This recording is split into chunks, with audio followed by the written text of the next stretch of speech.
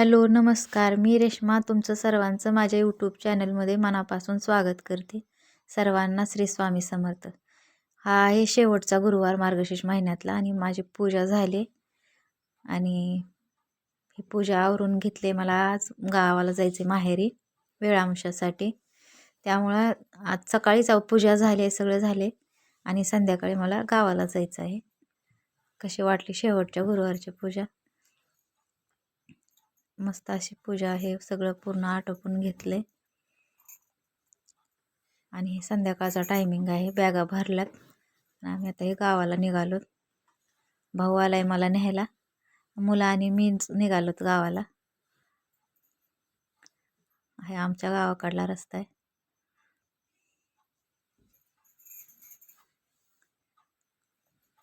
आणि आल्यावरचं काय video share केला नाही आहे. थोड्या वेळानंतर आम्ही आणि माझी आई भाजी नीट करायला बसलोत आणि हा आमचा भाचा मध्ये मध्ये करतोय, खेळत बसलाय, हत्तीसोबत खेळत आहे, मध्ये मध्ये आगावपणा करायला लाय.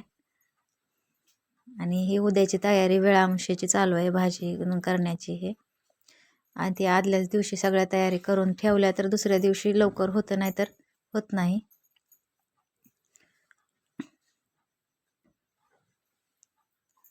आणि ही भाची आमची उठली आहे, रडायला लागली आहे, म्हणून मी तिला घेतलंय. बघा कशी बघते.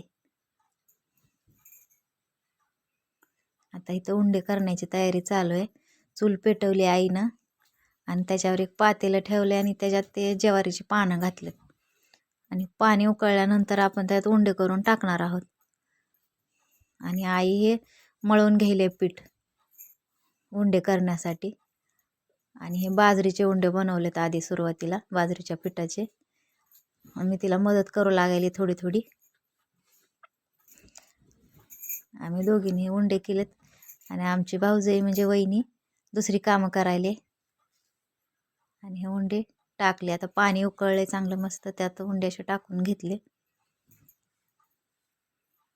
पाणी गरम झाल्यावरच उंडे टाकतात चांगलं उकळल्यानंतर. आणि ते ज्वारीच्या पानावर असे शिजवले म्हणजे खाली चिटकत नाहीत, व्यवस्थित उकडून निघतात.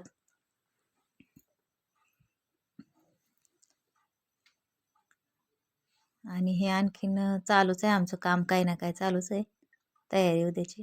आणि हे राहिलेले आता ज्वारीचे उंडे करायला चालू आहे. आई उंडे करायला लागली आणखीन ज्वारीचे. थोडे बाजरीचे थोडे ज्वारीच्या पिठाचे असे उंडे बनवले जातात.